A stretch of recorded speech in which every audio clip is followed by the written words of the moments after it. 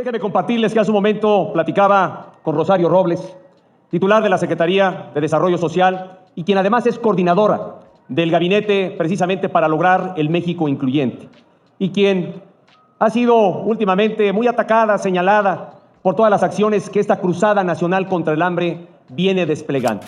Yo le decía, como bien también lo ha dicho el presidente Lula da Silva, Rosario, no te preocupes, hay que aguantar porque han empezado las críticas, han empezado las descalificaciones.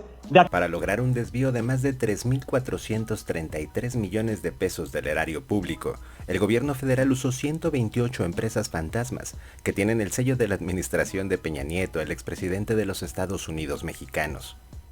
El reportaje de la estafa maestra de Animal Político y Mexicanos contra la Corrupción devela el acto de corrupción más grande que ha tenido el país en los últimos 40 años, de acuerdo con cifras y datos recabados en su investigación. Esta investigación destapó una compleja red de corrupción en la que varias dependencias gubernamentales, muchas bajo la tutela de un círculo cercano o del círculo cercano del expresidente Peña Nieto, desviaron más de 7.760 millones de pesos. Se trató de un modus operandi con varios años en marcha y que no se ha visto de esa manera en ningún otro país. Las secretarías contrataban universidades públicas para que realizaran algún servicio del que no estaban capacitadas o no tenían personal para desarrollarlo. De acuerdo con la investigación de la estafa maestra, 11 dependencias del gobierno federal desviaron los recursos. La Secretaría de Desarrollo Social con Rosario Robles a cargo, el Banco Nacional de Obras con el ahora gobernador de salida Alfredo del Mazo y Petróleos Mexicanos en la gestión de Emilio Lozoya son las tres principales dependencias responsables de este fraude millonario. Así, las instituciones educativas se veían obligadas a subcontratar a una o varias empresas que tampoco podían hacer el trabajo. Entonces pedían los servicios de otras compañías, así hasta llegar a empresas pequeñas, regularmente de reciente creación, que creían poder realizar el trabajo con presupuestos deficientes y ya manoseados por todas las dependencias por donde había pasado ese dinero. Claro que los pocos proyectos que se pudieron llevar a cabo solo fueron para poder sacar la foto. Gran parte del fraude se realizó entre 2013 y 2014, a partir de dos de las apuestas más ambiciosas del gobierno peñanietista. Una de ellas fue la llamada reforma energética, que decía borrar el monopolio de Pemex, pero al contrario, regaló el petróleo a empresas extranjeras. En dicha dependencia, bajo la administración de Emilio Lozoya, se encontraron acuerdos con el Instituto Tecnológico Superior de Comacalco, el ITSC, una universidad pública que en 2013 fue contratada para dar servicios profesionales especializados en ingeniería a los petroleros mexicanos. Esta a su vez contrató a IEP Solutions Energy Oil and Gas, dos empresas fantasmas que están en la lista negra del Servicio de Administración Tributaria, porque no están donde se reportan, no pagan impuestos, usan facturas falsas y no tienen la infraestructura ni el personal necesario para dar el servicio. Otras dos compañías, Drilling and Completion Service e Integrated Reservoir Management Service de México, también participaron en el fraude de 566 millones de pesos y tienen en común que comparten socios, representantes legales y comisionarios, quienes resultaron ser prestanombres, detalla la información de Animal Político y Mexicanos contra la Corrupción y la Impunidad. La segunda apuesta en la que se realizaron grandes desvíos de dinero fue la cruzada contra el hambre, que toca las fibras más sensibles. El fraude se perpetuó a costa de la población más vulnerable de México. Las dudas sobre el destino final del dinero que debía destinarse a la Secretaría de Desarrollo Social, a los más pobres, se materializa en más de 2.200 millones de pesos, según esta investigación. En el 2013, dicha dependencia, entonces encabezada por Rosario Robles, tenía un presupuesto de 555 millones de pesos para repartir 500,000 paquetes de alimentos, camisetas y gorras a los mexicanos con pobreza alimentaria y cuyos hogares están en las zonas marginadas de 11 estados de la República. No obstante, la Auditoría Superior de la Federación confirmó que solo se entregó el 7% de las despensas que supuestamente se habían comprado. No hay constancia de que los beneficios restantes se hayan entregado. Únicamente hay pruebas de que la Sedesol pagó por estos servicios. Para el fraude en Sedesol se reportaron 10 convenios con las universidades autónomas de Morelos y el Estado de México, que debían ampliar la cobertura de programas sociales, mejores servicios en las zonas más rezagadas del país y combatir la pobreza.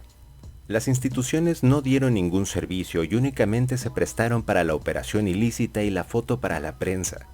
Quizá el dato más impresionante que arrojó en ese momento el trabajo periodístico fue la cifra de 0 responsables en ese sexenio, y ninguno de los implicados en ese momento habían pagado ni dado la cara por los desvíos. Fue hasta este sexenio que la Fiscalía General de la República procedió contra Rosario Robles, quien encabezó Sedesol y Sedatu, y de igual manera contra Emilio Lozoya, que estaba a cargo de Pemex durante la estafa maestra. Al menos 11 dependencias más desviaron recursos públicos a través de fraudes.